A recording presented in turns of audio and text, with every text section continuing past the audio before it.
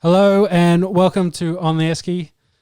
Today the boys are all back. I've got James Webster, aka The Monks, and Anthony Bazula, aka The Peps, with me, Sean Gould. How you doing, boys? Yeah, not bad. How's your week been, boys? Yeah, it hasn't been too bad. Pretty good. Glad it's over. Yeah, good week to get over, and plenty of sport happening this week, and a lot's changed since we talked last time. I think we might start off with some US Open and maybe a little bit of clarification on what stuff we were saying last week. So I think the main one was, we said Serena Williams was in the final, but that was a semi-final which she lost. Yes. But in the end, Ahsoka went back-to-back. She got the win. Not sure if she did it easy or not, but Against Victoria Azarenka. Yep. And then in the men's, it was Dominic Thiem who won. He dropped the first two sets and then came back to win in five. I think he was like 6-4, 6-2 in the first two. And then big role reversal and took the game away. Wasn't sure. Who was he playing? He's from Switzerland. Was it someone from Belgium? Austria. Last name is Have a Zverev. yeah. Rev. German. Alexander Zverev. There we go. I think he's a Russian German.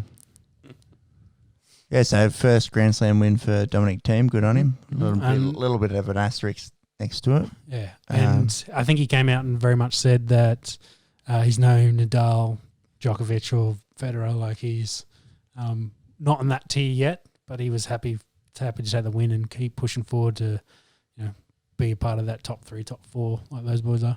Love to see him push them guys.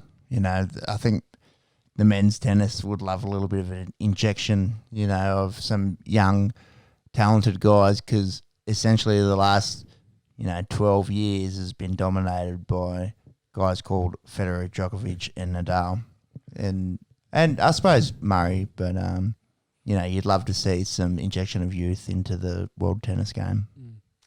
So that was the end of the US Open. I think they've moved on to the Italian Open, so that is on clay and in full swing at the moment. Yeah, they've been playing that. Yeah, we'll see how that progresses in the coming days.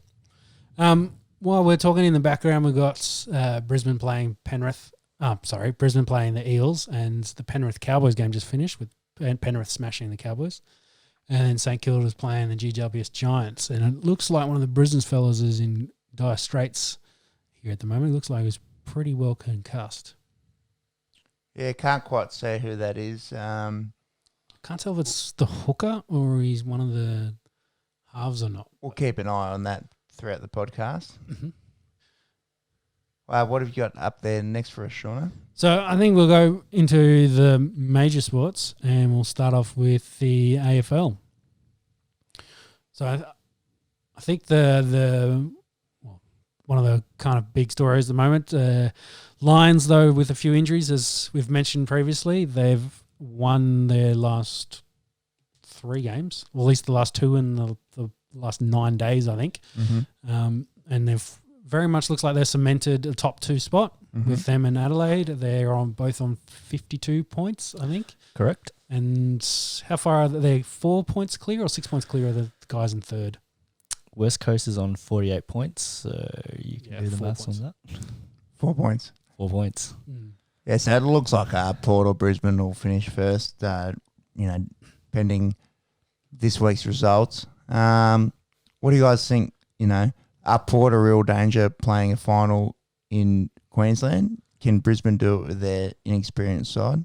Or will it be one of the old powerhouses in Richmond or Geelong? Yeah, it's what we keep talking about. Adelaide and Lions have definitely won the most games this year, and that's why they're at the top. But you can't put past, those the Geelong or Richmond with the older heads, that veteran kind of teams versus the young talent, whether they'll struggle in the finals or, just even if they have one off game, that's it. Whereas those boys, Geelong and Richmond always turn up every week, know what they're capable of, what they're going to do, how they need to win. It can really push them in spots that they wanted to push them into. So I think they've got both have got the team to do it, and they've definitely shown they can win games this year. Can they go on a run and make it all the way through? It's one of those top five. I think it's Richmond's to lose. You know what I mean? Them dismantling Geelong last weekend on last Friday. Low scoring game, but it's still outdone them by 30, 40 points. And Geelong has probably been the informed side in the comp. Maybe Brisbane gets that home side advantage up at the Gabba there. Port, love to see how they go. Outside of Adelaide, but I think it's Richmond's to lose personally. Yeah, they've got a good squad. They've been there, done it before, so make it 3 out of 4. Yeah, very hard to get past a squad like that. Indeed. Interesting kind of comments on the Lions is, did you see Charlie Cameron? He's got a big Julio Jones tattoo. He's a big Julio Jones fan. Has he really? Yeah. Really? So did a few of the rounds of social media. Big fan of Atlanta. I think he came from 2014 Hard Knocks. Atlanta was on for that, and really like the way he went about it. His work ethic, and if you know anything about Julio Jones, is a bit of a quiet guy, but he goes about his work very, very work ethic focused and very into being the best he can be. And arguably he's him and Mike Thomas are kind of competing for 1 and 2. Devontae Adams probably slides in there at the moment as the top 3 wide receivers in the league. And that's not discounting Hopkins at all, but he might slide in there too. But kind of interesting, the AFL player getting a tattoo of an NFL player, but also kind of using that to drive his mentality a little bit. I think you'll find it's less, of a hoodoo or, there's, these days with the internet and Foxtel, a lot of these guys are watching what's going on in the US, and a lot of them are keyed into what the guys over there are doing. So I don't think it's as uncommon as you'd think for an AFL or a rugby league player to be taking some inspiration from the NFL. And Julio's a great guy to take it off. Oh, definitely. Mm-hmm. So the other kind of big news for you, Peppy, was Carlton. The Blues, they're cooked. Can't make the 8. They bottled a big lead. They've loved doing that this year. It's very, Carlton-esque. Because in years past they have often given up big leads, and this year, much the same. With GWS losing to Adelaide last weekend, it really opened up some opportunities for those teams, between 9th and 12th. But it really seems like now it is between the Western Bulldogs, Melbourne, GWS for that last spot in 8th. And GWS at the moment are down 14-7 to St Kilda. So if they want to stay in the hunt, they might need to pick their game up a little bit. You might rule them out. It looks like Brisbane have gone in for a try as well. Playing for the Spoon there in the rugby league with Canterbury Bulldogs win last night. So we'll come back to that. I think we just want to cover it off before we finish up with the AFL, the games for this week. Mm-hmm. So what's the draw looking like, James? Yep. So obviously right now we've got St Kilda and GWS playing. Mm-hmm. North Melbourne West Coast played last night. Mm-hmm. Tomorrow we have got Essendon versus Melbourne. Big game for the D's. Yeah, they definitely. Could possibly clinch 8th depending on how they go tomorrow. If they lose, they're done. So is Essendon 7th at the moment? No, Essendon I believe is 10th. 10th. Okay, yeah. Down at 13th. Oh, even further. Pretty much the same, Yeah. The Bombers have bombed. They're not making it. So the other games tomorrow, we've got Adelaide and Richmond, and then Brisbane and Carlton. So you'd say Richmond and Brisbane both win those games? They should both win those games. Yeah. Then Sunday, we've got Hawthorn Gold Coast, Sydney Geelong, Fremantle Bulldogs, and then last game of the round on Monday is Collingwood and Port Adelaide. That Fremantle Western Bulldogs game is big because if the Bulldogs win that, they are a chance of sneaking into that 8th position. Yep. Well, they are sitting in 8th, so they're probably in prime spot at the moment to hopefully close out. And what's the difference there between 8 and 9? 4 points. Right. Ooh, that's a decent lead. How many? We've got 2 rounds after this left. No, this is it. This is it? Yep. Yeah. Mm-hmm. Last round. So, yeah, they're pretty close to being set by the sounds of that. Yep. Yeah. So then what? All finals start next week's final, first week of finals, and all in Queensland? Yeah, I believe so. So all at the Gabba? They might be swapping between Gabba and Metricon. Yeah. Because I was going to say 4 games in 2 days at Gabba's Yeah, probably a bit, the the surface would be a bit dusty. Yes. All right, very good. Moving on. Moving on. So if we jump across and we'll go, it's technically south of the border now, with the AFL all being in Queensland. So if we talk about the NRL, first we probably should talk about this Raiders-Dragons game because... Why would we want to talk about that? That was last week. Well, after our chat where we talked about the Raiders probably need to improve their attack and struggling a little bit for points, they rolled Dragons for, what was it, 38 to 16-ish, I think? I don't think Dragons scored that. I think it was 37 to 8. 37-8, there you Yeah. go. So after bagging their attack, they've managed to put it together. Though I will say a lot of those tries they scored were very soft and through the middle. Suspect defense. Yeah. I think the Dragons are in all sorts there at the moment. And big story with Dean Young saying he's done at the end of the year. He doesn't want to continue with the new regime, with the new coach. So whether he and Griffin had a chat and he said he's either picked I don't want to be here, or Griffin said I'm not going to have you here. They've kind of said very nice in the media mutually they're going to go their separate ways. Sayonara. Which is probably a bit disappointing for the Dragons losing a Yeah. favourite son. Yeah, he's his favourite son, but his coaching skills haven't been proven just yet. Look, I think the Raiders really demolished a team that probably don't stand up to them on paper or on the field. It's good to see them score a few points. I'd love to see them do that against a Melbourne or Penrith. It was close Roosters. for, the first 30 minutes? It was the first half was actually quite close. Pretty close, yeah. And then Yeah. the Raiders, I think, got one late in the first and then just ran away with it in the second. Yeah. And that's encouraging from the Raiders, the second half play this year, which is often what leads them, to disarray, has been really strong. A lot of times they've actually been down at the half or, there or thereabouts, and they've finished really strong this year. So, they'll take that into the finals and be working on that, the fact that they're very good finishers this year. Definitely. That's the hope. Well, for us, Canberra boys. And the Rays can fly high for us, fly the flag, and go deep into the finals. Boom, boom, shh.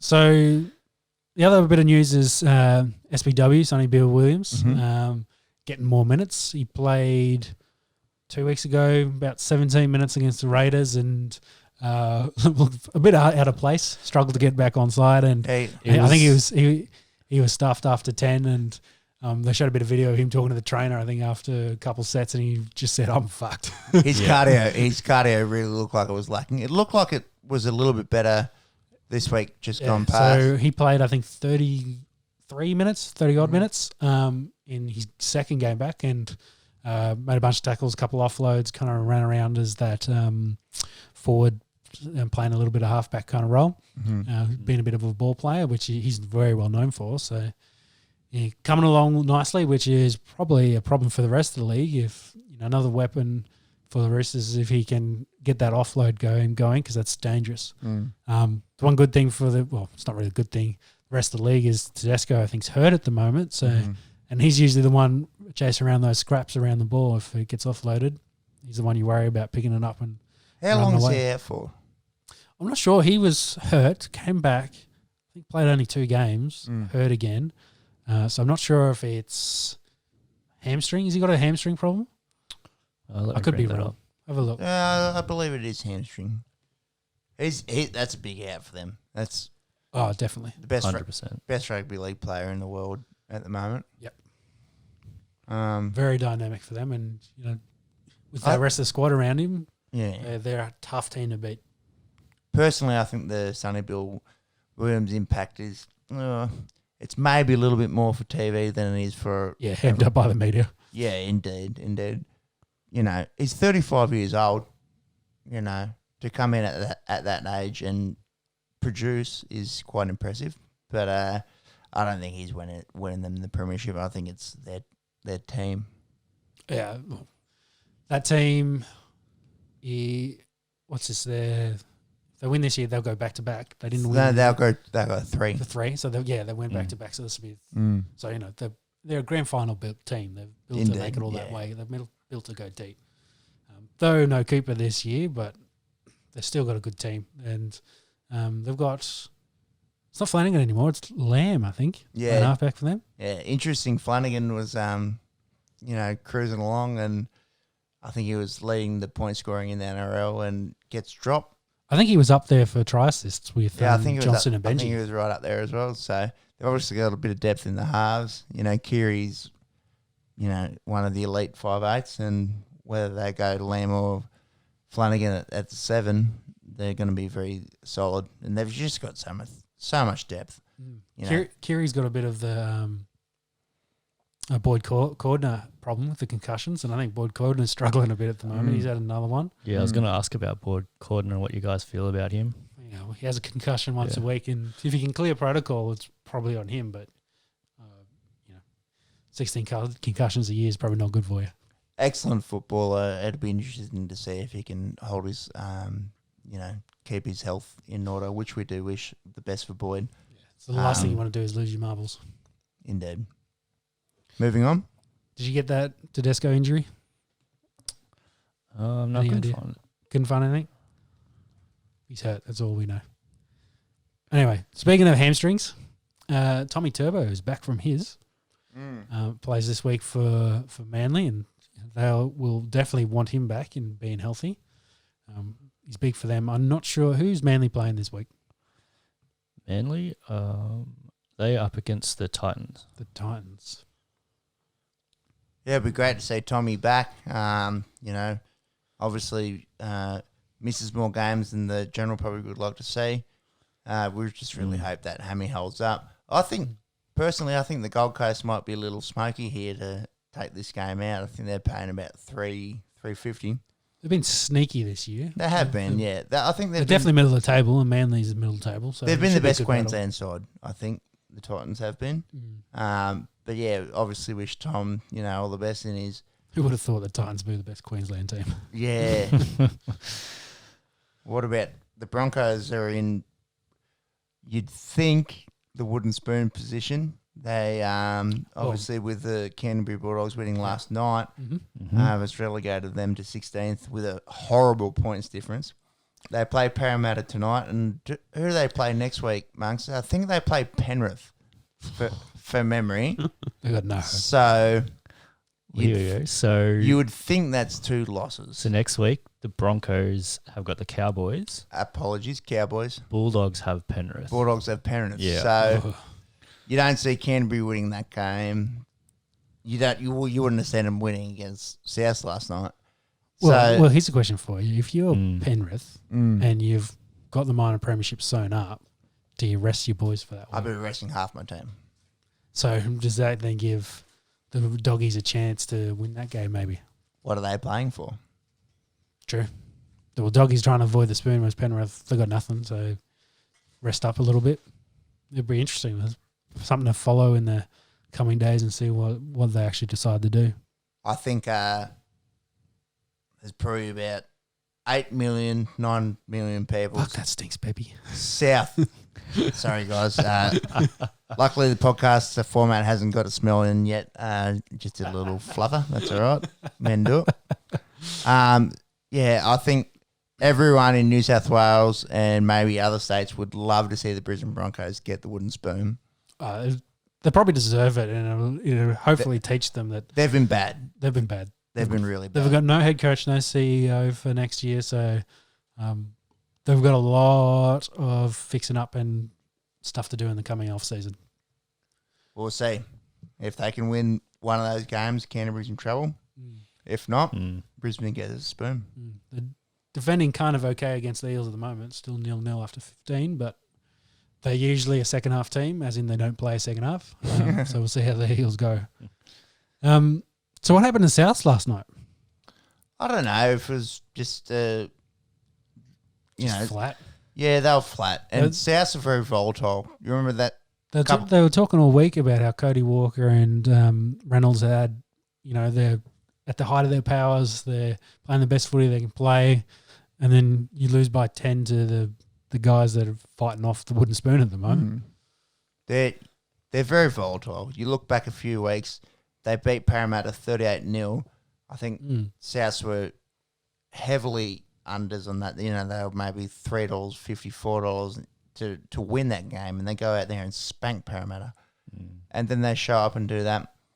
It does make you wonder, come, late September, early October, are these guys the real deal?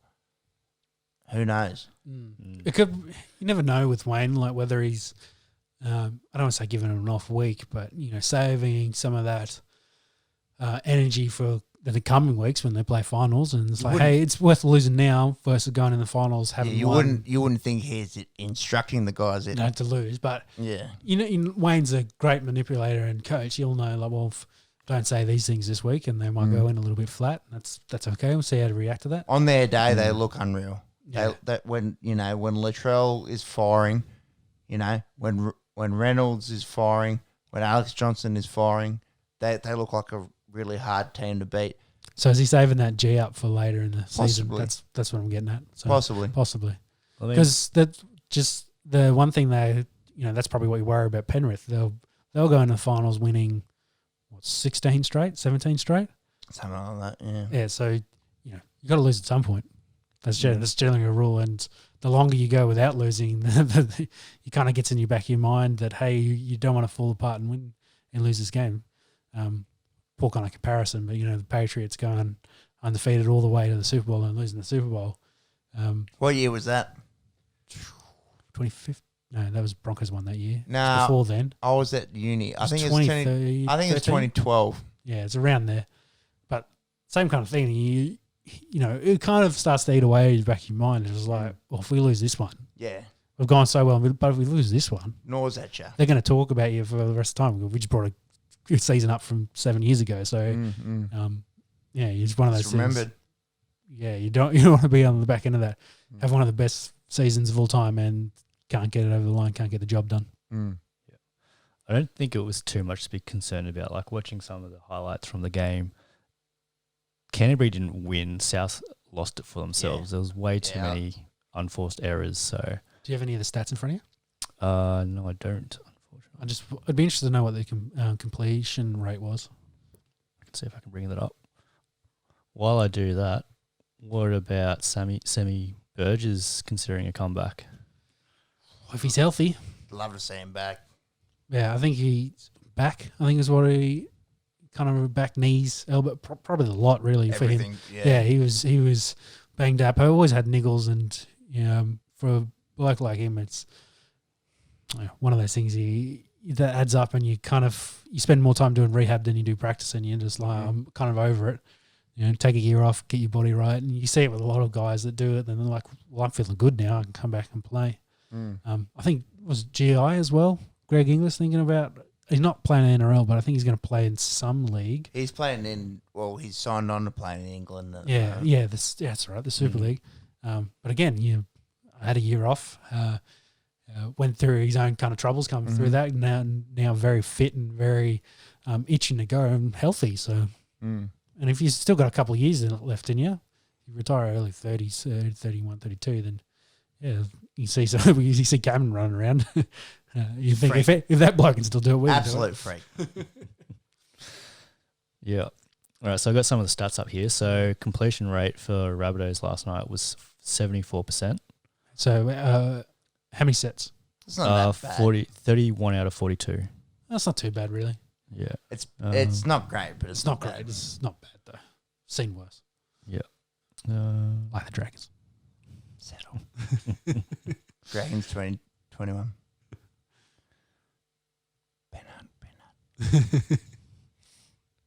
What's the next one there, Monks? I'm just trying to find something. Oh, that feature is funny. I mean, what do you want? Like, Just run from through a a few. from a stats perspective, like it was, the scoreline doesn't represent how they played. So, Missed tackles, line breaks. so line breaks, Rabbitohs had 7 versus Bulldogs 6. Tackle Even. breaks 32 for Souths, 24 for Doggies. Close. They're ahead in most of these stats though. So They are it definitely sounds like they lost that game. Well, they did lose that game. As in, they didn't help themselves in winning that game. They ended up losing it themselves. Indeed. So kick return meters, they had 314 versus 116. So definitely kept the ball up in the Dogs' half. Yeah, sounds Half like they the beat field. themselves in that one. Yeah. Sounds like we should move to the next topic. I think we'll go on that kick return. Well, Blake Ferguson looks like he's just scored for the Eels to take the. God, he's ugly. Oh, his nose is quite messed up. But I think he's kind of decided that till his playing career is over, he's not going to have surgery get fixed Makes up because sense. Makes sense. they'll just get broken again and get crooked. I think Cooper was the same. Cooper Cronk with his crooked nose wasn't going to do anything with it till after he finished because as soon as you do something, it's just take one knock and it's broken again. Hang on, can I do this again? Blake Ferguson, wish you all the best. Congratulations on scoring tonight against Brisbane. However, if I was a young lady out in the city and I was rating your head, I would say...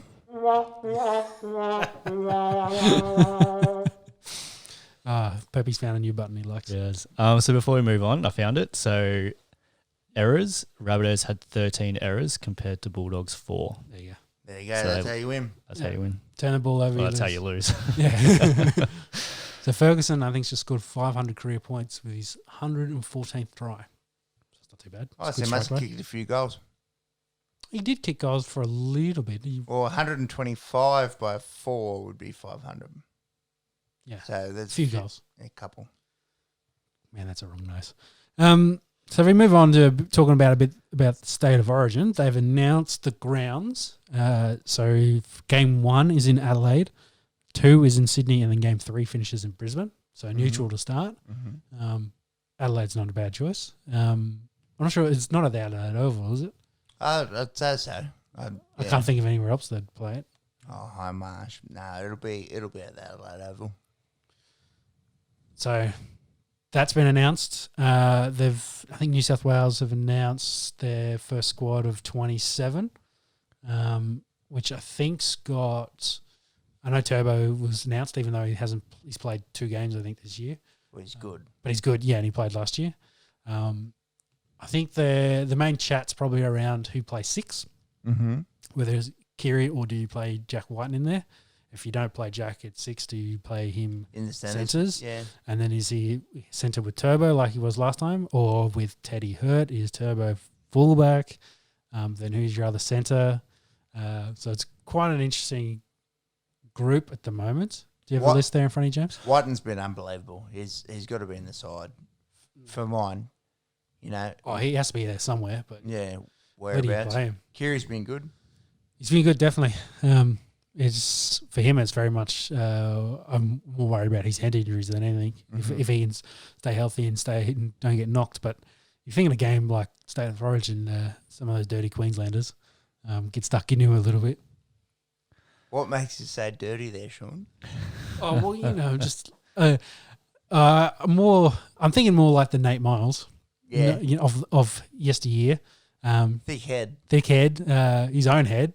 Well, maybe a little bit of a lifted arm here and there. Even if it's just a light one, but you never know with the history he's had. You worry about even a light touch, even if it's a good hit from a forward on a little bloke like that might do him. It looks like the Eels are just opened the floodgates a little bit and they've scored off the restart. 1 try, 4-0, 16:52 into the first. Yep. It's Maika Sivo. Yeah, Silvo's got here first, but that should put him Up 8-0 if he catches this cleanly and lands in. Looks good. No good. I mean, it is good.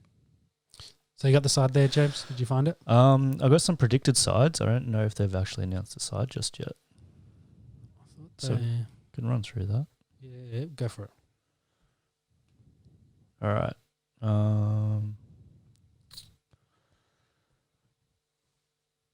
So at number 1, we'd have James Tedesco, given. Number 2, Josh Addo-Carr. Number 3, Jack Whiten. Yep. Number 4, Latrell Mitchell. Yep. Number 5, Tom Trbojevic. Yep. Number 6, Luke Cleary. Keary, sorry. Yep. Number 7 is Nathan Cleary. Yep. 8, we've got David Clemmer. 9, Damien Cook. Yep. Heard nothing about Newcastle this year. They've been Yeah. just quietly chuffing along. I don't think they'll bother anyone. No. 10, we have Payne Haas. Yep. 11, Boyd Cordner. Yep. 12, Tyson Frizzell. 13, Jake Trbojevic. 14, Regan Campbell-Gillard. 15, Dale Funchen. 16, Cameron Finucane. sorry. 16, Cameron Murray. And 17, we have Daniel Sadafiti. Safiti. That's a reasonable side. Yeah, well, I don't see them losing. and then throw names like Ryan Pappenhausen, Clinton Gufferson, Nick Kotrick, Blake Ferguson, Daniel Tupou, Kantoni Staggs, even Zach Lomax. Yeah. Lomax, sorry. They've got a whole heaps of backs they can pick for this year. There's a lot of depth there. There's a lot more depth than they've had in recent years. During Queensland's dominance, but they've definitely got a lot to pick from. Whereas the Queensland side, going to be quite interesting. Have you got that Queensland projectors side there, Monkey? Yeah. So going back through the numbers again. So we've got Kalen Ponga. Ponga won. Yeah, Valentine Holmes. I think he came back from injury this week. I think he missed like a week or two. Valentine? No, but Ponga. Yeah, he did. Valentine played on the weekend.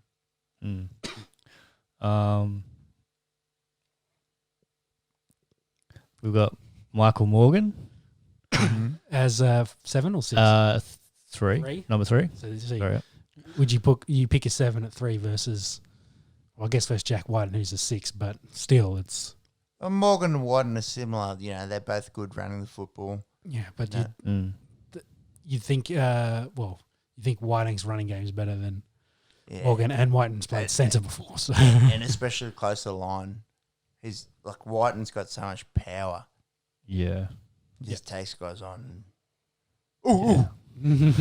Just gets it. So you might be worried about that side of the field, I'm guessing. But the fact that they're having to pick Morgan there because they've got no specialist centres is probably the issue. Gagai in there. So whether he's not on the list. Really? It's not in the 17. They'd have to pick him somewhere. Just because they don't. He's have not numbers. hurt. No, he's not. He's play for You got Saints. to. You'd have to play on the wing somewhere. Have to. Who's your other winger? What number would that be? 5. We've got Xavier Coates. Well, it must be an old list, that. Is who's Coates playing for? Brisbane. Yeah, I thought he's been okay, but he hasn't been. Actually, this is from July now that you mention it. Yeah.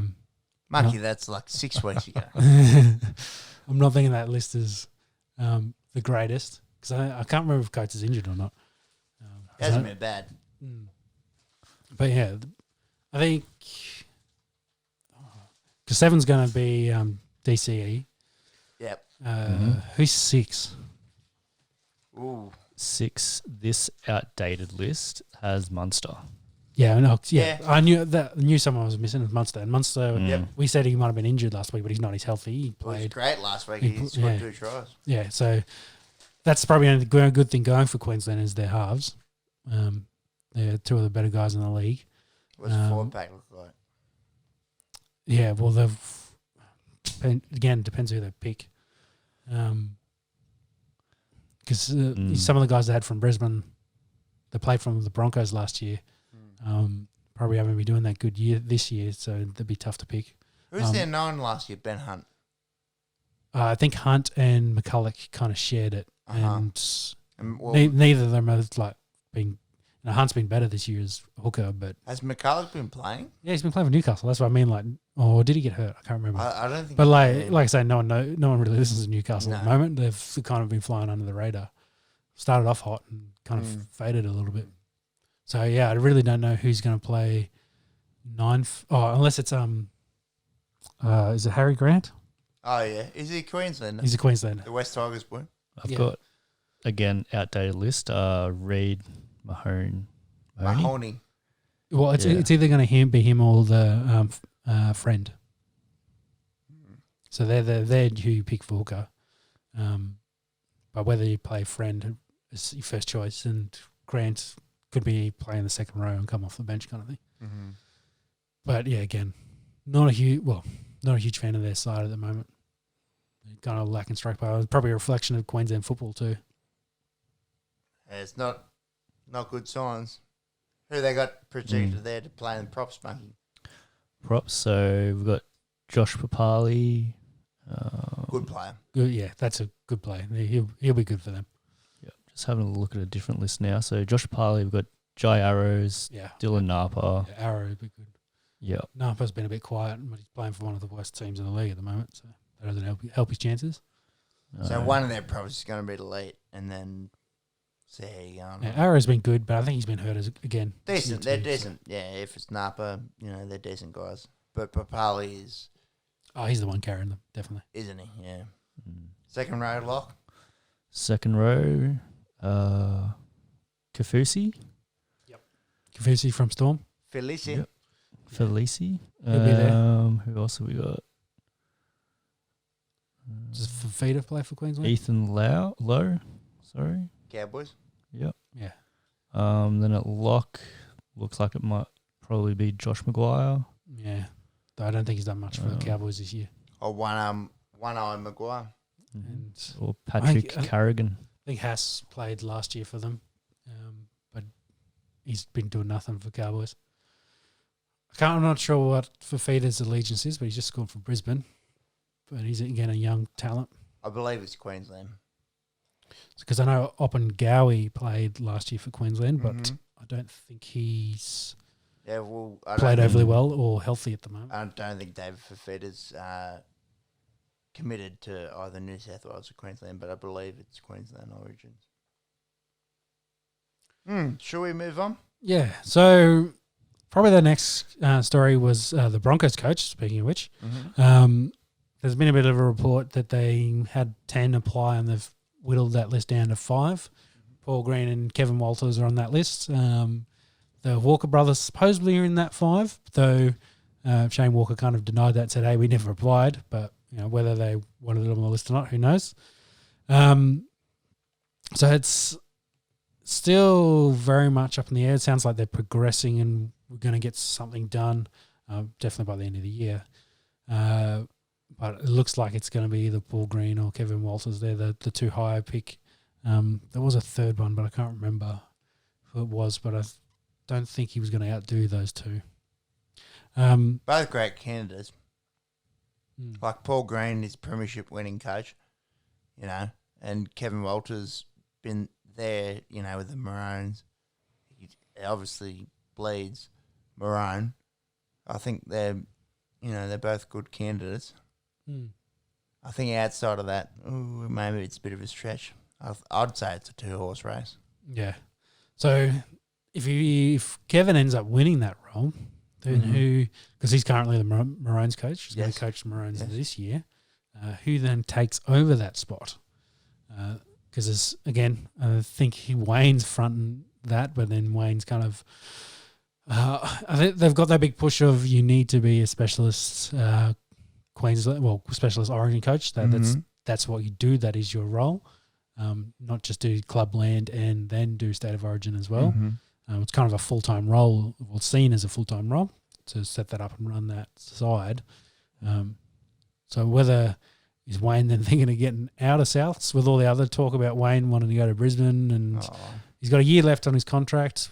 It's probably a lot less intrusive on him if he has to just coach Queensland versus having to coach Souths week in, week out. Mm-hmm. So he only has to worry about 6 weeks of the year, really. But, you know, there's looking at him for the saviour. Well, let's hope he's not a saviour, but let's hope Queensland can compete this year. But there is that concern. There's that idea that he could come in and be the Maroons coach after Kevin. Mm-hmm. Come back. That'll be his third stint with Queensland. Yeah, I think so. Yeah. I think he's had a few goes at it. He's had a few wins. So he's probably the favourite at the moment because I don't know who you pick. I mean, most of them want club players to be club coaches. Yeah.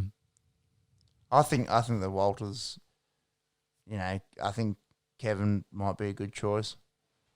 Maybe, I don't know.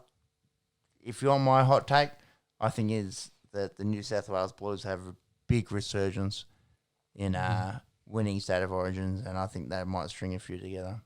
It's looking that way based on the names in their squad. Maroon, the Queensland team's very much tied to how Brisbane do a lot of the time. So Often, it's why Brisbane spends a lot of money on their football club. So if they're down in the bottom of the tier, then it means that Queensland's probably going to struggle because they don't have any more, that experience in those boys coming through. But Brisbane are very much a young squad, got a lot of young guys coming through. It's whether any of those, guys coming through could take that mantle and be the next generation of top-tier talent. I think they're going to get the spoon. It could very well be that way looking at this. So in some Manly news, Fanua Blake is asked to let go. I said that wrong. Let go. Because he's looking to move out of Sydney. He wants to move his family out. He's doesn't want to stay there, so he's looking at teams outside of that. I think Brisbane were keen. I think they're keen on everyone at the moment. Mm-hmm. But the Warriors have been the big ones to come out. And there's rumoured deal of 2.5 mil on the table, about 850K. 3 years. Which would be 3 years, which is a big deal for him. Mm-hmm. I think it surprised some of his Manly teammates during the week, but big money. It's big money. He's one of the premier props in the league. It is a lot of money. Yeah, he's a big boy, got a good offload. Definitely is good for that side when he's playing in it. So he'll be a loss definitely for Manly, and it'd be good to see him go to someone like the Warriors. They're a team that could always do with good players. They're also a team though that pays overs and then pays for it later on. Yeah, they have in their history, but no, they might make a difference. Their best buy's probably been Roger in the last 10 years. Yeah, you'd think so. The rest of them haven't been overly great. And then on contract news, Cartwright, who was signed to the Titans, hasn't been playing for them since the start of the year. He kind of walked out. I think he's had some personal issues to deal with as well. But the Titans have finally officially torn his contract up and said, yep, he's done. He's on the open market. I think Cartwright's doing the opposite of Fanua Blake and wanted to go back to Sydney. So there might be some Sydney clubs looking for him. Don't think he gets his run back at Penrith. I think they've probably had enough of him. No. He's probably not going to get a run at the Eels, but that looks like Tigers and Bulldogs could definitely fit him in. Someone might be interested. He hasn't played much footy of late. He's a State of Origin player, State of Origin 6.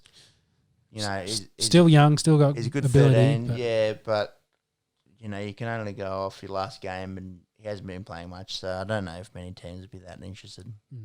Yeah, it'll be interesting to see what happens going forward with his deal, because when he's on, he's one of the form second rowers in the league. Indeed.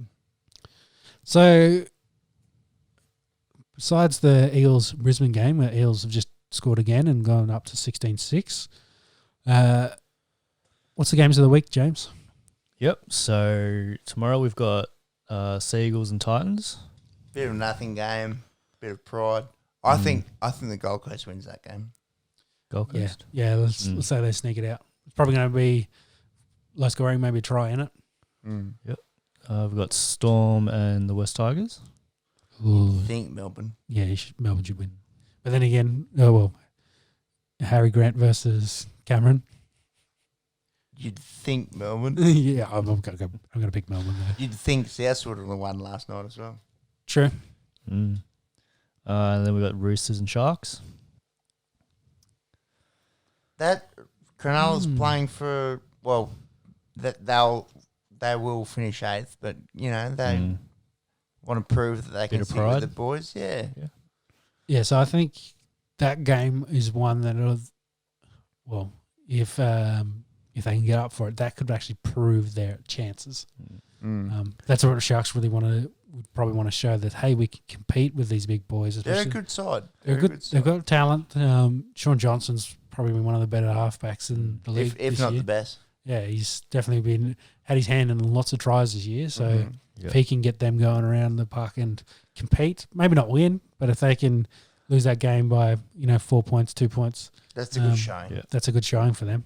Definitely. I mean, on the other side, Roosters are running a few injuries as well. So Yeah, Who's out? Who's out for the Roosters? allegedly Tedesco. Allegedly. Yeah, I think Tedesco's out. I can't remember if Crichton are not still injured. They've got a few forwards that are a bit banged up. Mm-hmm. Yep. Most of the team's still there, though. Morris brothers are still there. Tuva's still there. They're a great side. Yeah, they've got a good side.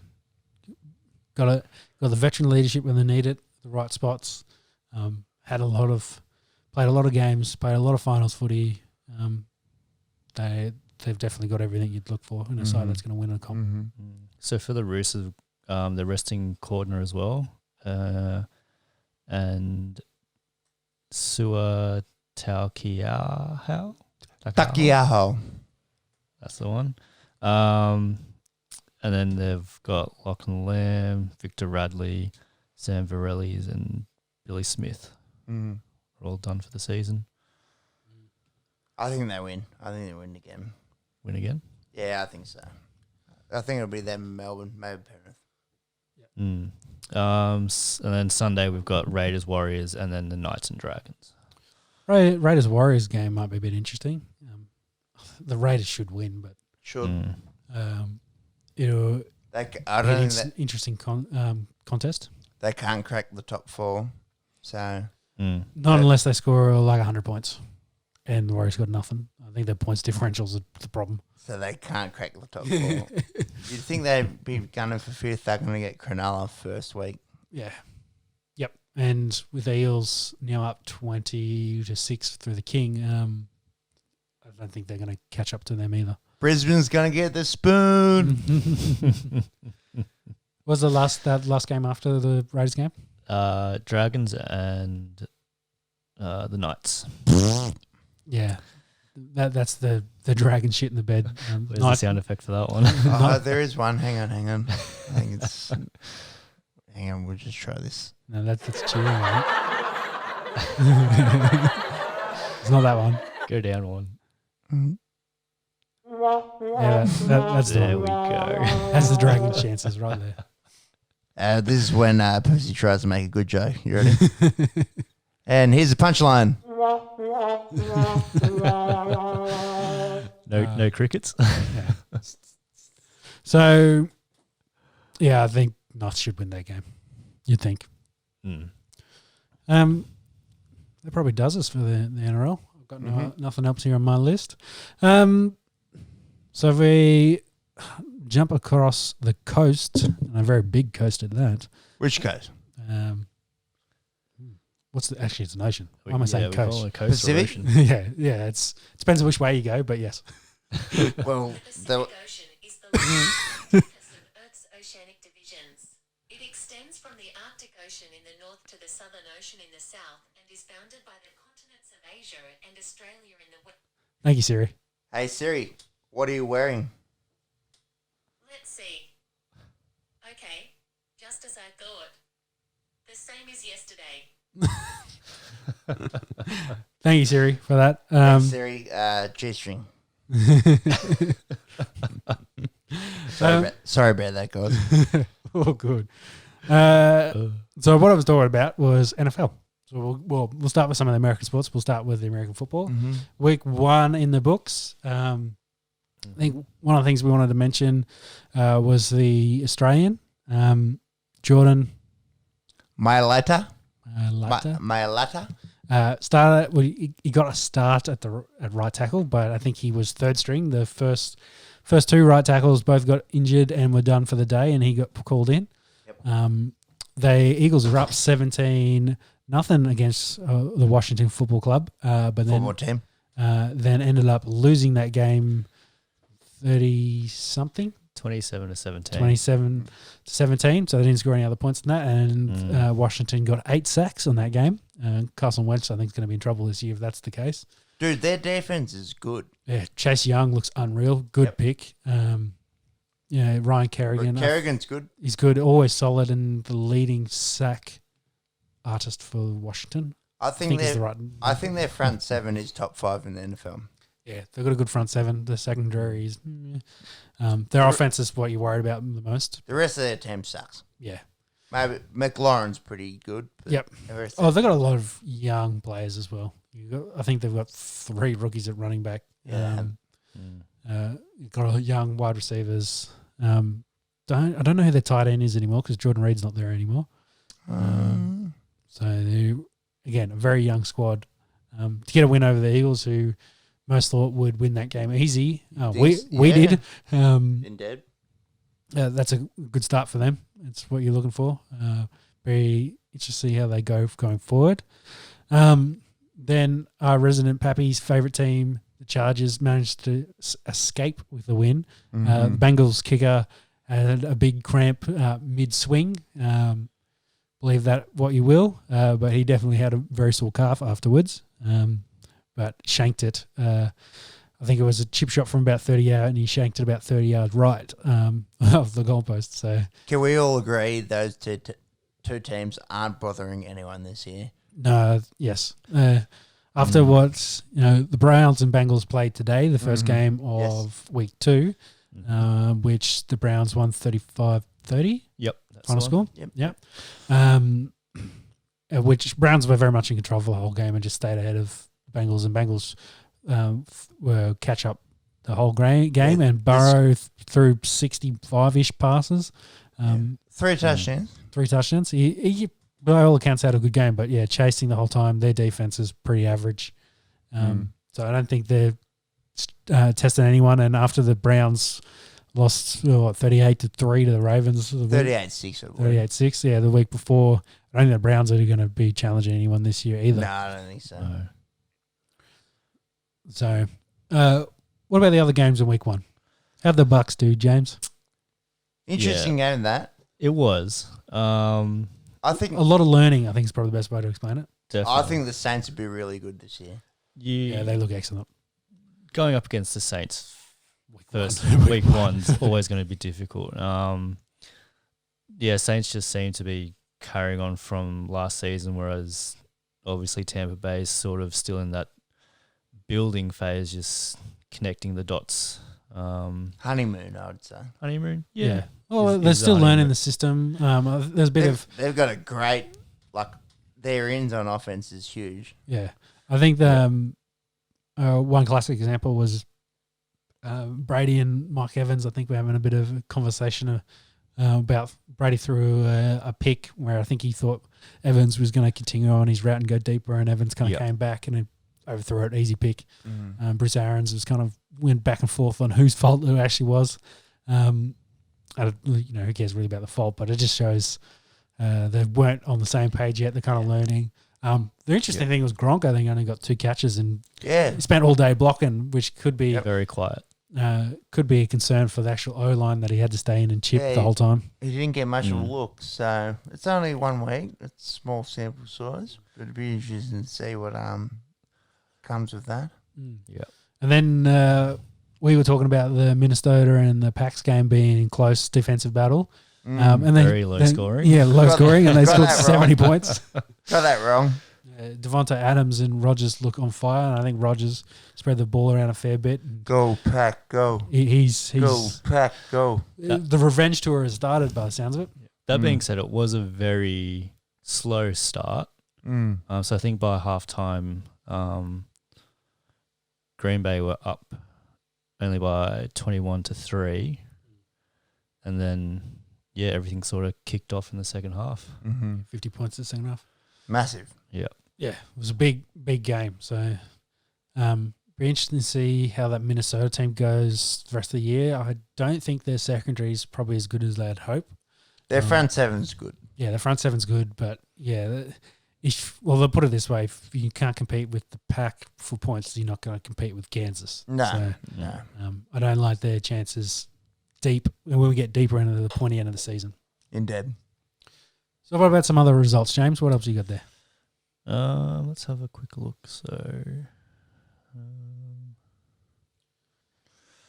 we had Seattle beat Atlanta 38-25. Massive game, that. Another high scoring game, definitely. Yep. I think Ryan for 450 yards. Huge. Yeah. In a losing team. I think that the top three receivers got over 100 yards. Yeah, I was having a look today. Jones and Ridley were both top 10, and Russell Gage, their number 3 receiver, was number 11 Wow. in the weekly fantasy results. Yeah. But the Seahawks escaped with that one, and I think DK scored a touchdown. So the Seahawks look like a dangerous team. I think we thought the Falcons might be okay, but I don't think they're going to. Hard division. Hard division. Very yeah. hard division. For them to get out of that division is going to be a very big challenge. They'd be better than Carolina, you'd think. Well, Carolina, they lost, didn't they? To the Raiders. Right to the Raiders. 34-40. Yeah, we didn't think the Raiders. They scored points. Yeah, we didn't think the Raiders were going to be overly good this year, and to come back and to beat the Panthers. I think Josh Jacobs scored 3 touchdowns. Was very much involved. So got him on fantasy. Ayo. So he had a big game for the Raiders, and I think they're playing their first game in Las Vegas. Yeah, at the stadium. Has anyone said in the stadium? No, so I think their first game is this week. Be interesting to see what the Death Star looks like.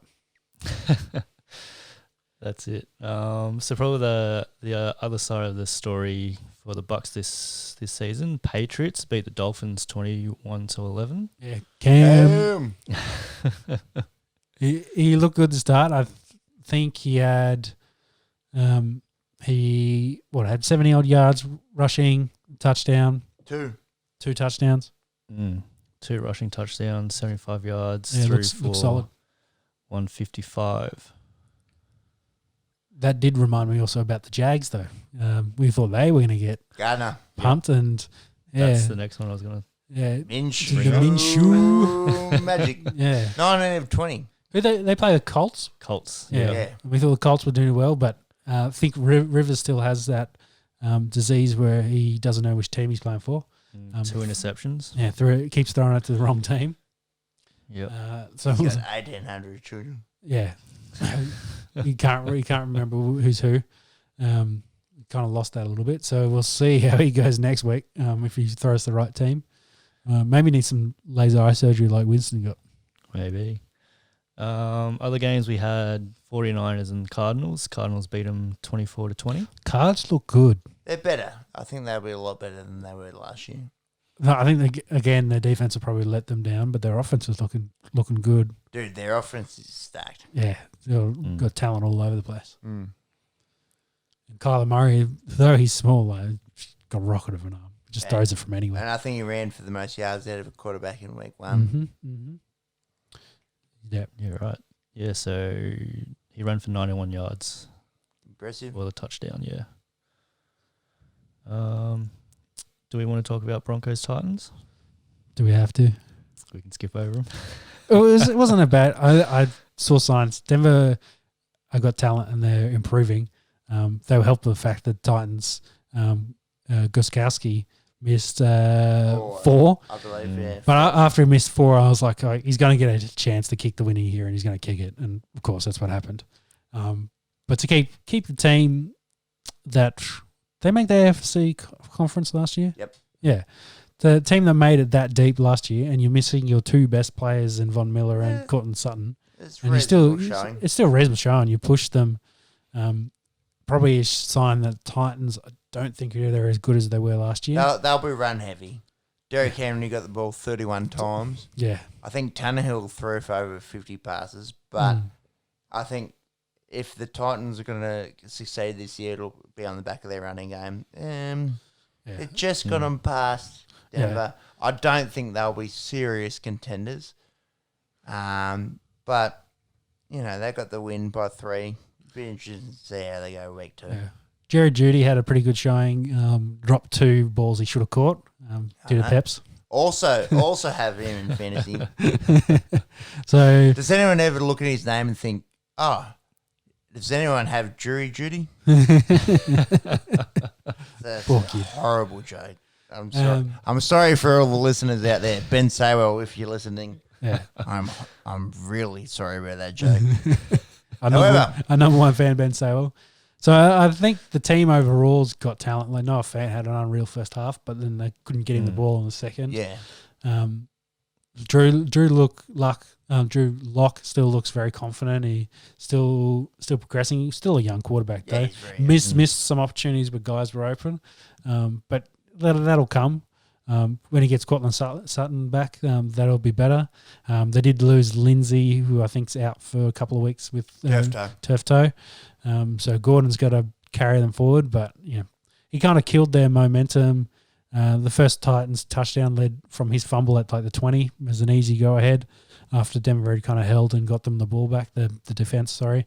So that kind of brought them back in the game. Instead of being as close as it was, they would have been up by 2 scores.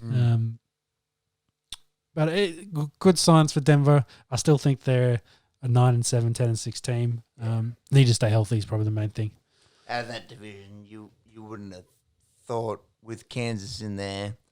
Yeah, they're not going to be 1. Kansas is going to be 1. But whether you can sneak into 2, need to win the 4 games against the Chargers and the Raiders to even give yourself a chance. But very, very doable, I reckon. I think they can definitely pull those off.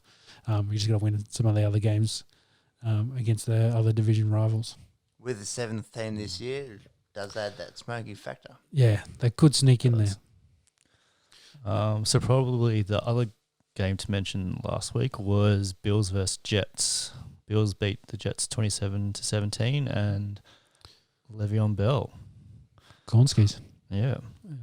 I don't think he's gone for very long. He's on IR. He's on IR. But IR's 3 weeks this year. So you'd expect it to be a few weeks. Who's loading up on Frank Gore in their fantasy? Yeah, no thanks. Who's loading up on any Jets? Besides Crowder, he's the only one you'd pick out of that team. Crowder's good. Yeah, he's good. Went over $1. So he was good for them. But I don't think the Jets are going to do anything. Big Ben's first game back. Very impressive. Very impressive. Started off a bit slow, but then got going, and he's got Juju there. Juju's a factor again. Yeah, he got a quarterback throwing the ball. So it'll be interesting to see. They didn't really get Ebron worked into the game plan.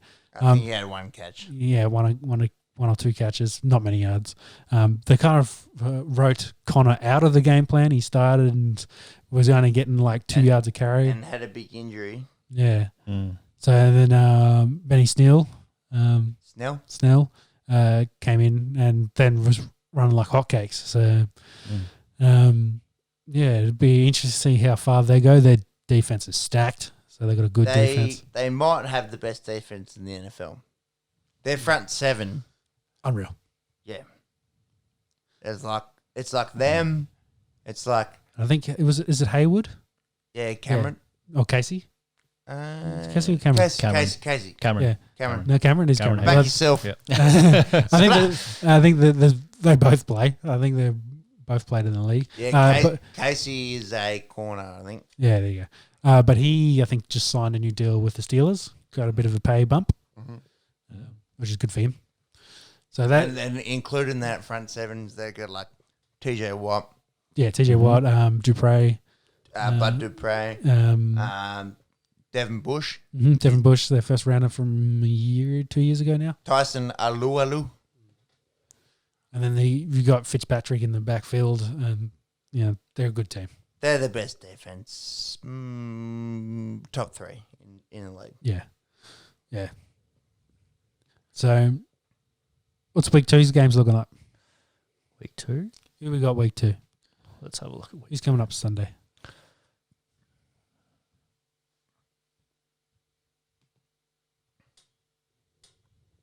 Crickets.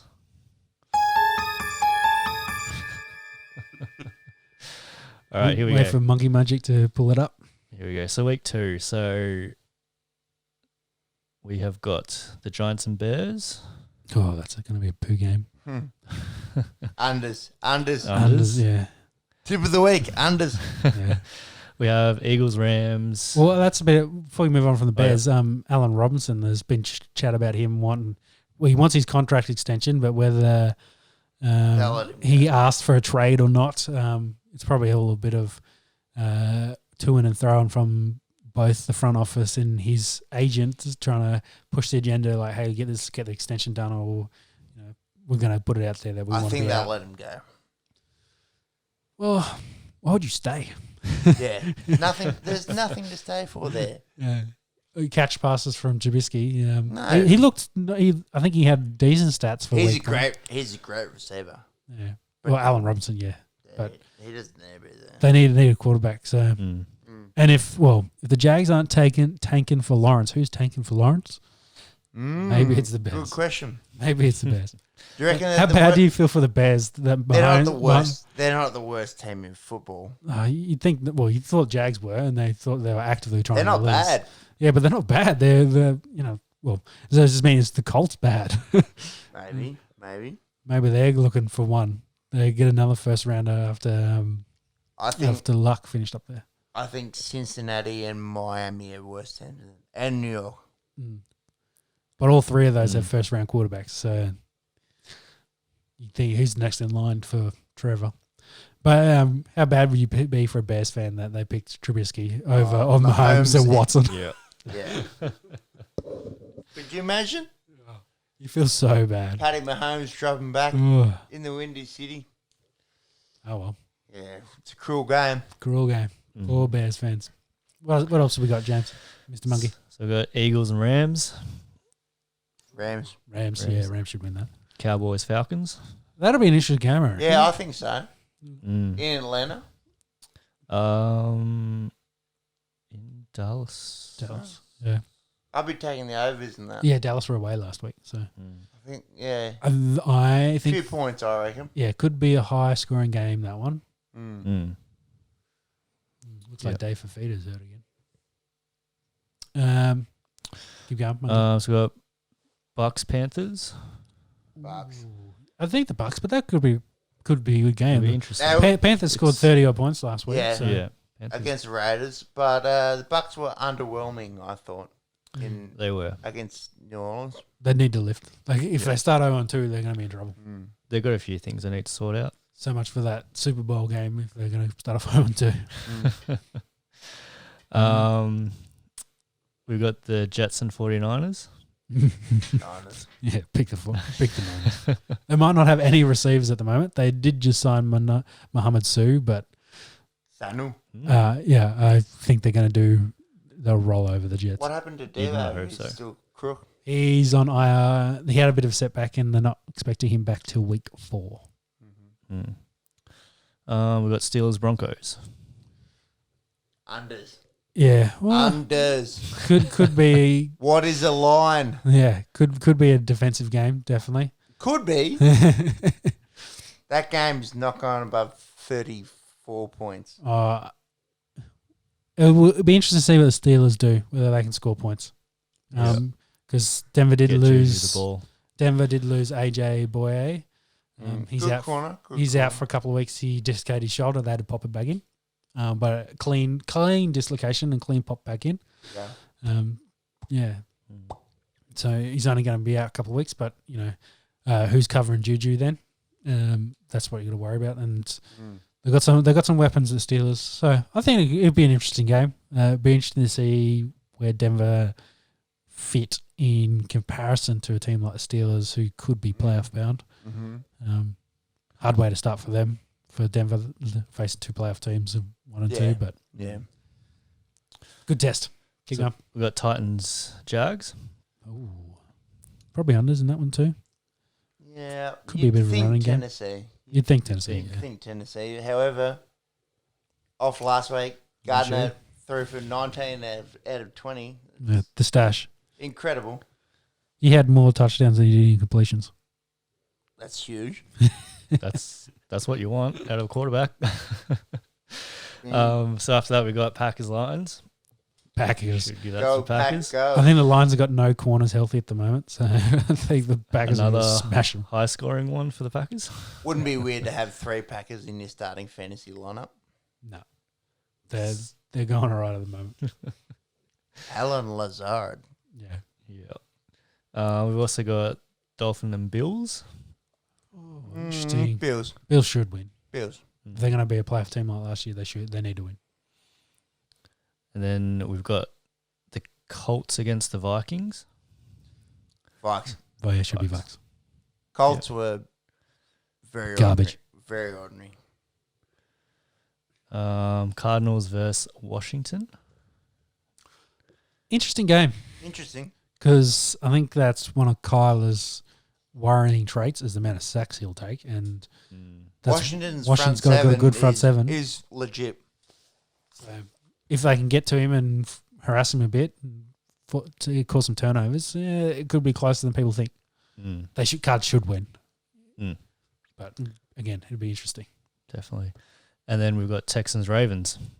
Ravens. Oh, big time Ravens. Yep. After, I think, what did the Texans give up? They gave up 100 and something yards to On the ground. on the. I think CH had maybe 130. I think he had 130. I'm not sure if the number 2 running back there had a few carries and good yards as well. But I think I the don't think Ravens Tennessee haven't covered.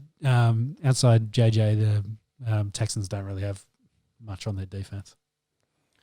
Might let us into our next topic. Would you guys like to have a little yarn about the F1?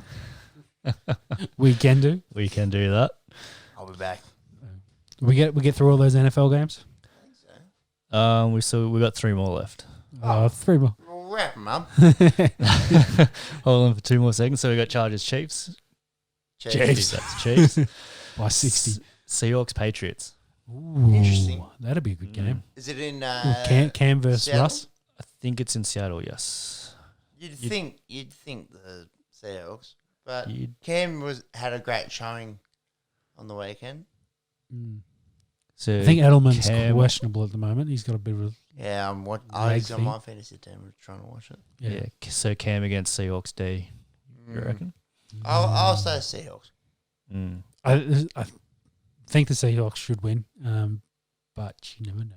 Yeah. And then Let's go with it's going to be close. last one is Raiders versus Saints. Saints. New Orleans. But Josh Jacobs has 150 and 2 touchdowns. Hopefully not, but Okay, I'll see you in a couple minutes. Talk about some F1. All right. all right, Mr. Monkey. So where was the race? The race was at Mugello in Tuscany. First race in Tuscany at the Mugello circuit. Good And circuit, high speed, Very high speed. not many braking areas, and when the braking just areas got- very much were You got just lifting off. Yeah, you've got just about one straight, and it's all turns after that. Like most race courses. No, but this is like consecutive turn after turn. It's High it's speed. a very It's good high speed. Yeah. high speed course. And what a race it was, eh? Yeah. Well, what a start. So Yeah. So I guess if we go from the lights, Lewis was pretty slow off the mark. Bottas had an amazing start getting straight up into first from P1. second. Yep. Verstappen had a great launch. Looked to be overtaking Hamilton, and then all of a sudden just lost all his power. Yeah, I think he shifted up in gears, and then he had nothing in that higher range. Yeah, His power unit was down, and I think he had some Softland gremlins. Yeah, so leading up to the formation lap, engineers were actually still working on his engine. He had a sensor problem somewhere. Yeah. The car kind of went in, I don't want to say limp mode, but it probably wasn't in its high performance mode. It was trying to protect itself a little bit. No, that's it. So so then he's almost in second place and then loses power and is going backwards. He ends up way back in the field. So going up to first corner, everyone gets out of that pretty clean, leading to second quarter, and then all mayhem. Yeah. So I think towards the front of the pack, I can't remember who kicked it Stroll and Signs touched, spun Signs around. Took but a bit back from that. Yep. So just behind that, Vettel clipped Signs on the way through, lost his front wing, and then a bit further back from that, we had Gasly was trying to shoot up through the middle. Was it Kimi Räikkönen? Did he hit Kimi? He hit Kimi. There was someone else involved. I can't remember who it was. And Verstappen. Yes. So he ran up the back of Verstappen. So it was four across behind Verstappen. Verstappen losing power sort of so bottlenecked it. He shunts Verstappen. Verstappen goes off and goes into the gravel trap.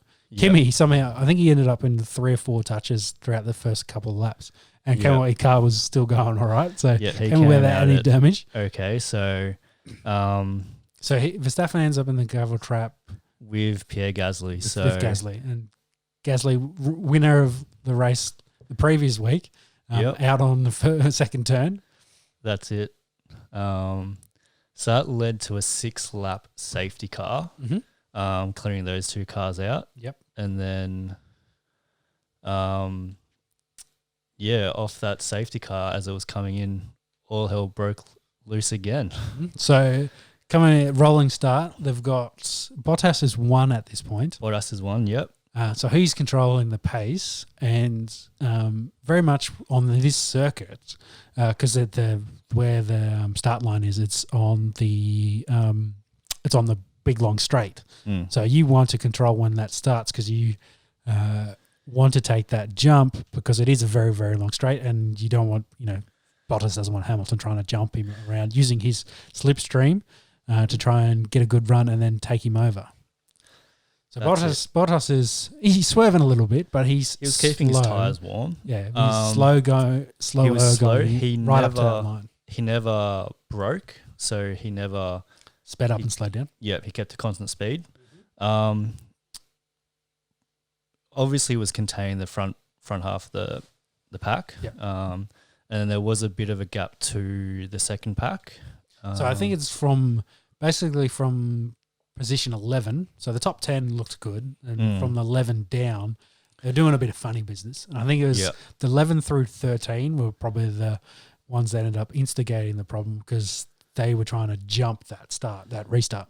Yeah. So don't know who it was that sort of instigated that sort of quick launch for the second pack. But essentially everyone started speeding up and then... Yeah, well, those guys tried to speed up to jump it and then slowing down, speeding up, slowing down, trying to preempt when Bottas was going to take off. Exactly, yeah. And then the problem is that kind of backed up all, the 6 blokes behind them who were also trying to do the same, but when you speed up and brake, it kind of gives that concertina effect. Exactly.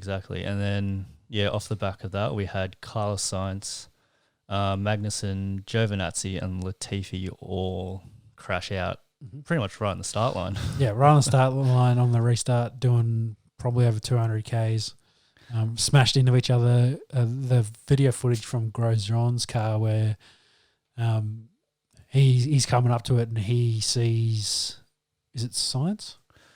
Goes up the back of one of the others and he goes, oh shit, and he flicks it off to the left and managed to avoid it, get through it all without any damage. But I think his comments straight on the radio was they're trying to kill us because it looked pretty dangerous, a crash like that. But it did. So they lose 6 cars in the first. 6 cars in the first First 7 laps. Well, Or first first 6 4 laps. corners, I think, of the race. Yeah. Of actual racing, the Of first actual 4 racing, corners, yeah. they lose 6 cars.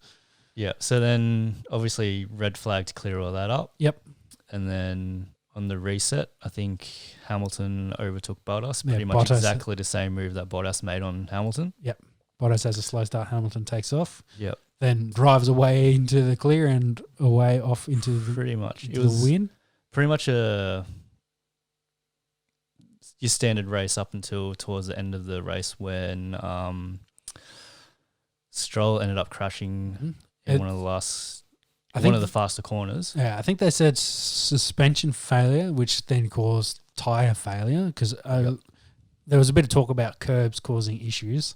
It looks like it was a curb. His left outside rear was on the curb bouncing up and down, and that's had a big accident. So he's gone off hard into the tyre wall. Very hard. He looked pretty shaken up. Hurt his hand, I think. That was Science, I think, earlier. Yeah. He was very lucky to walk out of that one, and obviously thankful that he got out there safe. But then Stroll's car catches on fire and basically burns to the ground. That's it. So scrap metal after that. Off the back of that accident, another red flag. So that's the first time in a very long time that in 2 races they've had 3 red flags. Well, the last time they had a red flag was 2018 until the race the previous week, and then they've had 2 red flags in 2 weeks, and then they had 2 in 1 race, so they had 3 red flags in 2 races. That's it. It's impressive. So they had three standing starts in this race. Yeah, quite impressive. I think Ricardo had one of his best races of the year. He looked really good for pace. On Very that good. last restart, he was 3rd and managed to jump Bottas into 2nd. But after that restart, he really I didn't have the legs. Bottas got him easy, and then Albon with good fresh air tyres managed to catch up to him and then took him over, and then they held station to the end of the race. that's it. And that was it. Yeah, so it was Hamilton, Bottas, and then Albon. Yep. Albon being the first Thai driver to ever get onto the podium. Wow. That's pretty impressive. Fun fact. Yeah, so the race very much was a competition for who was going to finish 3rd, and Albon got there. Mercedes again well out in front, winning the championship quite easily, and I think Hamilton. Oh, what's that? Is he 60 points in front now on the drivers' championship? It's going to be hard to catch. I don't think you can catch him. No. Yeah, you'd have to DNF every race, I think, from here out, which is unlikely. Very unlucky. And I suppose with Verstappen out of the race as well, it's going to be very hard for him to catch up. Yeah. I think, and he's another 10 or so points back from Bottas. Yeah, so Hamilton's on 190. Verstappen's 135. Verstappen is 110. So you mean Bottas 135? Sorry, I didn't mean Bottas, yeah. All good. And then the others are all around that 40, 50 mark, aren't they? 60. So surprisingly, Lando Norris is on 65 points in 4th. Consistently in the top 10, which is, Yeah. I think, one of the reasons why Ricciardo's keen to go to McLaren next year. That's it. So that probably wraps up F1 for this week. No races this weekend, so They got a week off, and I think Stroll's pit crew is very happy that they can rebuild that car, considering they probably took one look at it and said, well, all right, we'll gut this back to a bare chassis and start again. that's it. So it'll be interesting. Hopefully he's got no gremlins in the following week to come forward. So Sochi in 2 weeks' time, Sochi. which should Russia, be pretty good. Yep, right. Russia. Yeah. Very interesting. Yeah, which does make for an interesting race.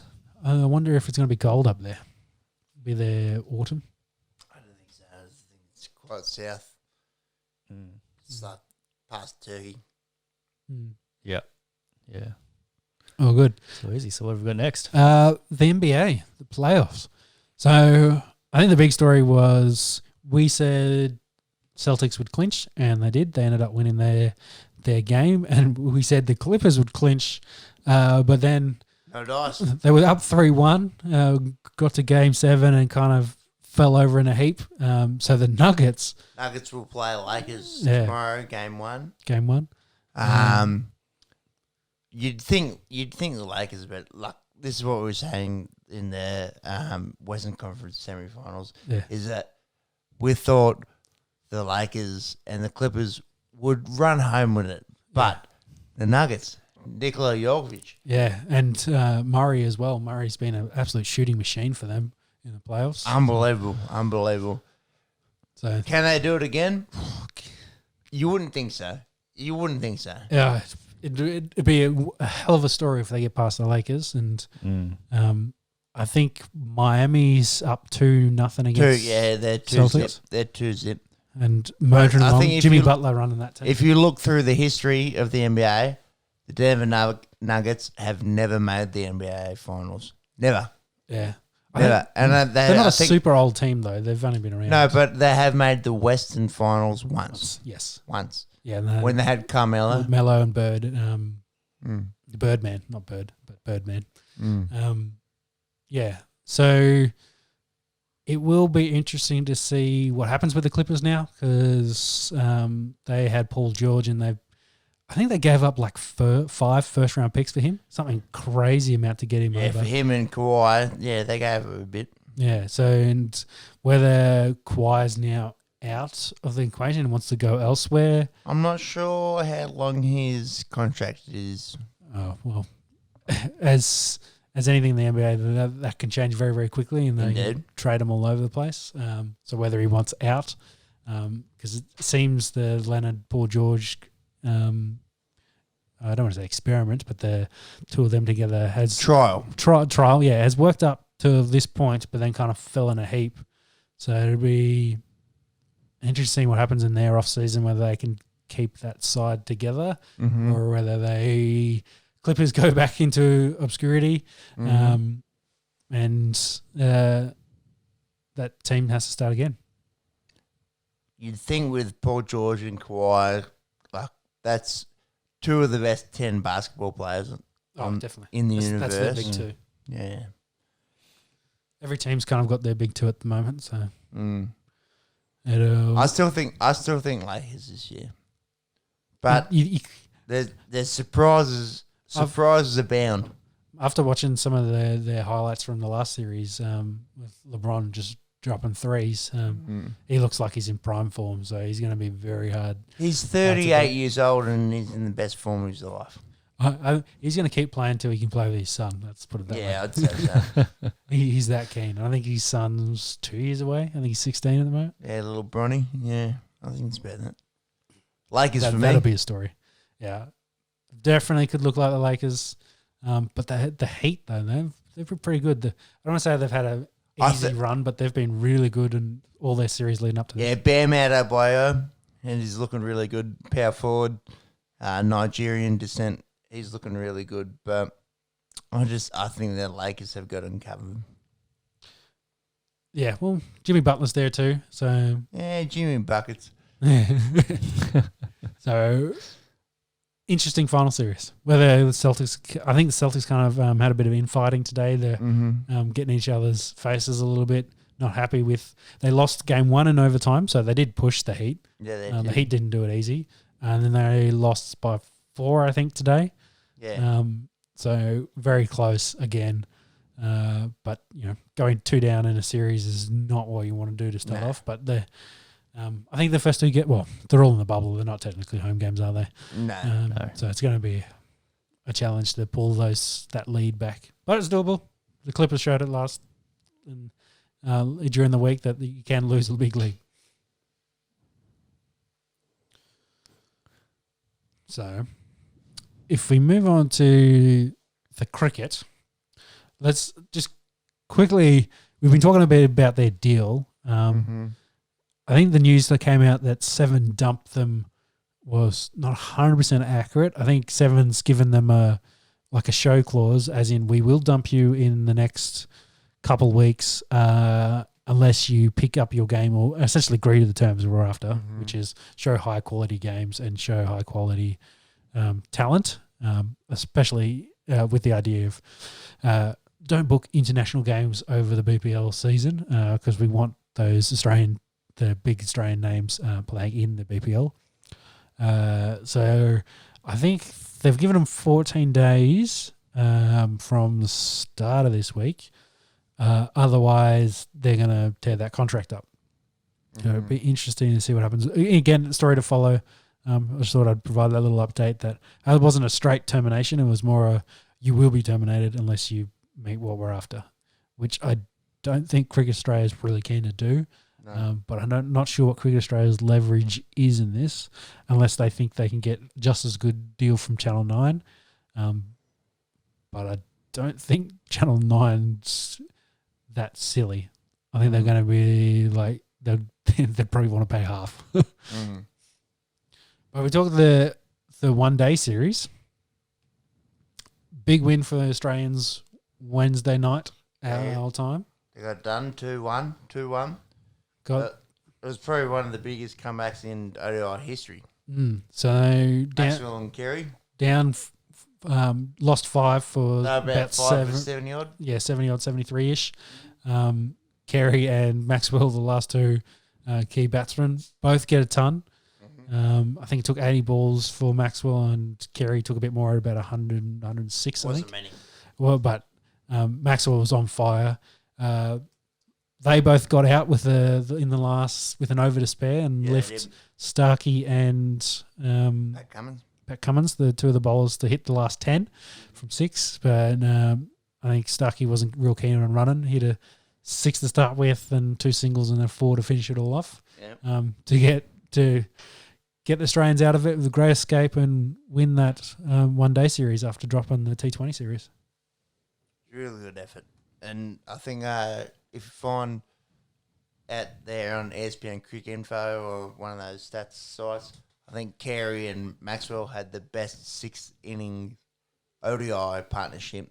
Yeah. I think they had 212. Yeah. Unbelievable. Over 200 runs. They did so well. Yeah. After that, you kind of would have thought Australia deserved the win to really push England into that. Very entertaining game. So is that tour done now? They finished and heading back to... I believe so. I believe they had there was no test matches. So, yes. And, well, are they going somewhere else to play before they come back here and play in... No, is it India first or Afghanistan? India. They got that one Afghanistan test. Beforehand? Yep. That was towards the end of November, and then start with India. So they haven't... After that. Do they have anything between now and then? I think they come home. I think home. they're coming home. Yeah. It's kind of odd that they play those couple of games and then play nothing for 2 months. Yeah. COVID. Strange world. True. What did we learn? Well, we got a few more. Talk a little bit about the UFC coming up. We kind of skipped over 2 cards when we talked about the Israel and Paul Costa fight coming up in next week. There was a UFC card Sunday last week. Very much a nothing card, not any huge real names on it. Michelle Waterson was probably the only real big name. The Korean hottie, karate hottie, sorry. And she won by decision in what actually ended up turning to be a bit of a good fight, a bit of a war where the two of them went back and forth, and she won by split decision, but she got the win. But this week's card's actually looking pretty good. They've got arguably 2 and 3 in the welterweight division in Tyrone Woodley versus Kobe Covington. They've wanted this fight for very long I think a couple of years beef. now. Very long Bit time. of beef there. Goes back to the time when Woodley was, of course, the champion. So that is on Sunday in a couple of days' time for that belt. Hard to say who wins that fight. Both got really good wrestling dangerous. capability. I just think Woodley's size and power probably gets him over Kobe. Kobe's very much a volume and pace kind of guy, and I'm not sure. It'd be interesting whether if he can get Woodley into deeper waters, into those championship rounds, maybe he can. Woodley will start to fade and he can do his work, but I'm not sure if he gets that far. No, I think Woodley's too powerful standing up. Yeah. Yeah. And then the co-main to that is Yep. Cowboy Cerrone versus Nicole Price. Yep. Yeah. Price is a bit of an up-and-comer, and Cerrone's been around for forever. Loves to fight that bloke. I think Price is going to be too experienced for him. Oh, I'm sorry, too energetic for him. Cowboy's got the experience, but Price, I think, has got a bit of an up-and-comer with the talent. Will get past. It depends on how much damage I guess Cerrone can take. Because all he needs is just one head kick and it's always the thing. he's got your ticket. You always got punch a chance. It should be a good fight. It should be close. Mm. They're both kind of in that same sort of area in the rankings at the moment. It should be a competitive fight. So McGregor arrested again. Again. Yeah, the report is he was flashed. He was at a bar, flashed a woman who was going to the toilets. When I say flashed, I think he got his cock out and did a helicopter. Something of that description. She's not overly pleased and reported that to police. Nothing wrong with it. Yeah, perhaps has done that a few times. He did. But McGregor, of course, denying that happened. There's been some other stuff in social media from McGregor worried about a bit of his mental state, but very much so. We'll have to wait and see what happens with that. Nothing booked for him. I don't think he's overly keen on some of the offers he's been getting. But, unfortunately for him, the divisions he's fighting in, the guys he'd have to fight are all killers. So it's very hard for him to get any... No easy fights from McGregor at this point. No.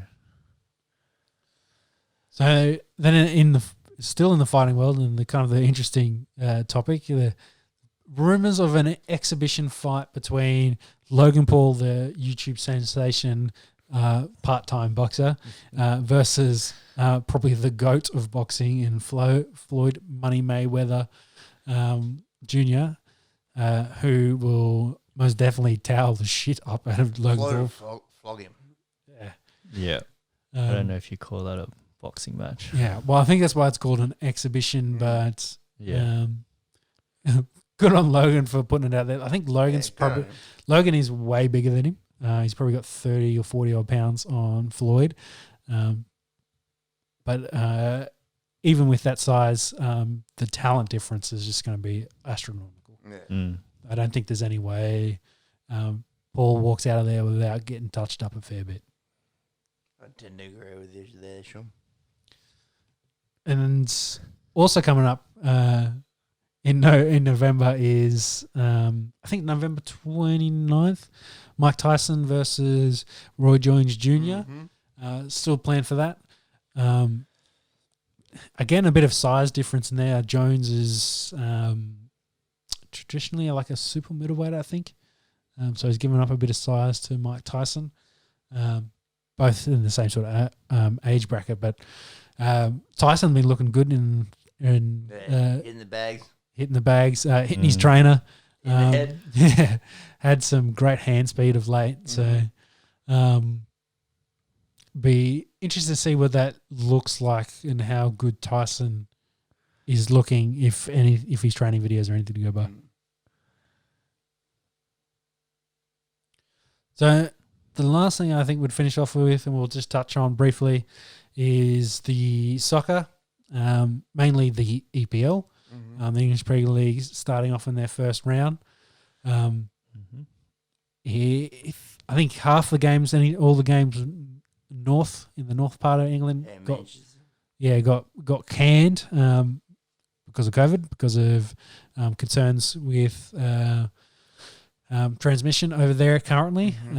But Leeds versus Liverpool in their first game back in the EPL for many years ended up being a bit of a goal-scoring game. 4-3 it finished up. Liverpool, of course, getting the win. And Liverpool's a side that should probably be top 4 this year. Yeah, top 2, you think? Yeah, one of the better times. So Leeds definitely showing that they've got potential. They're probably going to be a middle-of-the-pack team, but they've taken it to Liverpool, at least in game 1, to show that they're here and hopefully there to stay. Yeah, they stretched Liverpool. If anyone had a look at the game, that they might have even been the better team. But it's good to see Leeds, up there their first year in the Premier League since I think 2004. So to be out there sticking it with the last year's champions, it's really encouraging. Definitely. So it'll be interesting to see how the EPL goes going forward, especially if they're already cancelling games in week 1.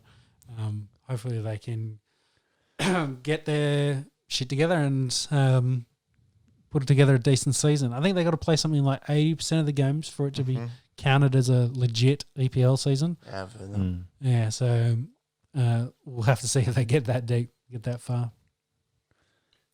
But from compared to some of the other sports, especially the NFL, no positive tests from week 1 from COVID. Yep. NRL, AFL, NBA, they've all been doing pretty good. So if the US can get their shit together in this, you think England can pull it off. Yeah. Definitely. So I think that's it, boys. I don't have anything else on my list of stuff to cover. I think we've talked enough garbage. We've gone... Basically, we started with the US Open, went through a bit of the AFL and where we thought everyone would finish up. We're thinking Richmond... We're still thinking Richmond are the favourites. Lions and Port should definitely challenge them, but we'll see how we go. Geelong, maybe. The NRL, we really can't get past the Roosters and Storm at this point, but we'll see how some of those other... Maybe Penrith. Well, Penrith should be able to compete there, but we've been saying it all along they're going to choke. They're all of week 1 and week 2 games. Week 2, the rest of the games for us are Monday, but they're For the NFL. For the NFL. Yep. So they're coming up. And it'll be interesting to follow how that proceeds. Definitely. The NBA playoffs, Lakers favourites. There's probably not going to be much cricket news going forward if Australia's got nothing from here to November. Yeah. We'll probably just be following the TV deal and see how that goes. The F1 has... How many races they got left? They got a week 1. They got a 1 week break, and then I think they've got 4 left or 5 left. Somewhere between there. So we've got Russia. Yep. After that, back in Germany, it's 2, Portugal 3, Yep. United States 4, then back to Italy. Yep. Mexico, Turkey, Bahrain. Shit, they've still got 8 races left. They've got heaps of races left. No, there's still, Season doesn't finish until December if we can get through all of the races. True. They did start late this year. It'll be interesting to see how far they go. But I don't think anyone's catching Mercedes. I think that's probably the point to make. Yeah. Unless Mercedes somehow falls apart in the next couple of weeks. Then we finished up with some quick chat about the upcoming UFC in the next 2 weeks. It'll be a couple with the big card on. Good fights. Yeah, big card on Sunday. And then we finished up with some chat about the soccer. So just to finish off the Brisbane news, the Broncos are down 26-12 with 10 minutes to go. Dave Fifita was walking around on crutches, and I think this is his first game back. So not good for him. Not good for the Titans, who hopefully haven't paid overs for him, but we will see. I think, is the St Kilda GWS game over? Nah, still going. Still going, because it's 57-23 to St Kilda at the moment. 57-28, sorry. Yep. So end of the third quarter. St Kilda with a handy lead in a low-scoring game. It's a bit wet, I think, across the east coast at the moment. It's definitely raining in Brisbane. I think there's meant to be a fair bit of rain in New South Wales heading down our way for your weather report for the week. But that's, I think, is us, boys. Thank you. Thank you for coming. Good chat. Good to see you, Peppy. Yeah, on the Esky, episode 4. Catch you next week. I think it's 3, but Peppy can't count. So it's all good. Now we're up to the 4th episode. Righto, it's out. All right, we'll see you all We're next out. week. Catch you later. Bye. Bye.